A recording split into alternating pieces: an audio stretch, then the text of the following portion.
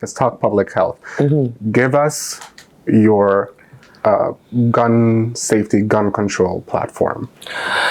So my platform is that one, a Parker administration is going to represent a safer, a cleaner, and a greener city with access to economic opportunity for all. I am the only candidate in this race, particularly who was a member of City Council, who, when I was there, introduced a comprehensive neighborhood safety and community policing plan. Comprehensive quality of life, cleaner streets, cameras, removal of abandoned cars, workforce development, recruitment of additional officers, relaxation of the waiver requirements. All of that was in the plan.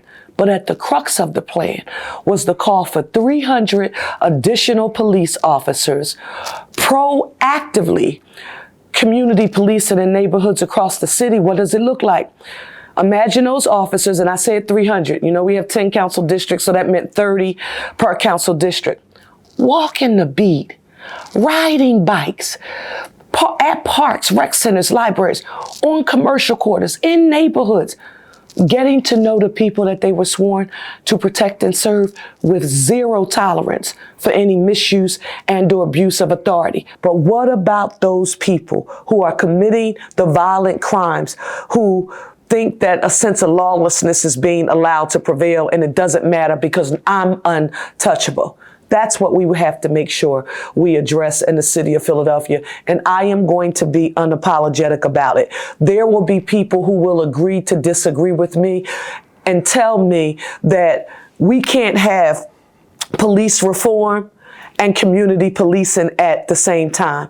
I am the mother to a 10-year-old black boy who's chocolate like me and wears his hair in locks.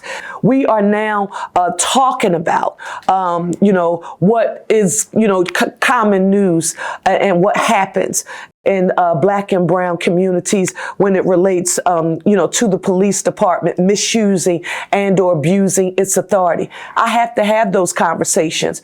But I want community policing as well. So no one will tell me that I don't have a right to have both.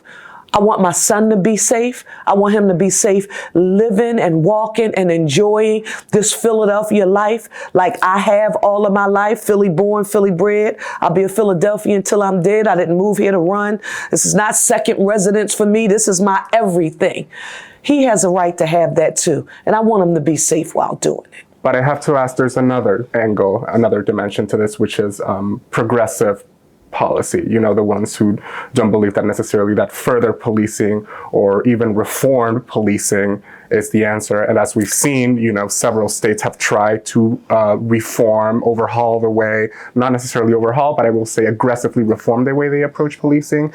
Again, just to no avail. So how do you bridge that gap towards a more progressive voter and thinker? Cherelle, what are your three buckets as it relates to public safety? There's prevention, there's intervention, and then there's enforcement.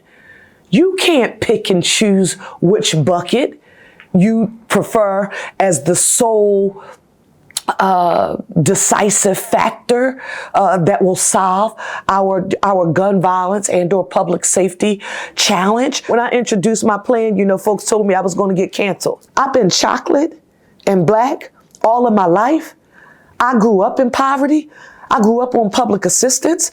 I know what free subsidized food is like. I know what it felt like to get the free cheese. I know what it's like to get food stamps, to get $98 every 2 weeks in cash money. I know what a 3-2 center is. And you're going to cancel me for proposing a comprehensive plan to make my city safer and to stabilize neighborhoods across the city?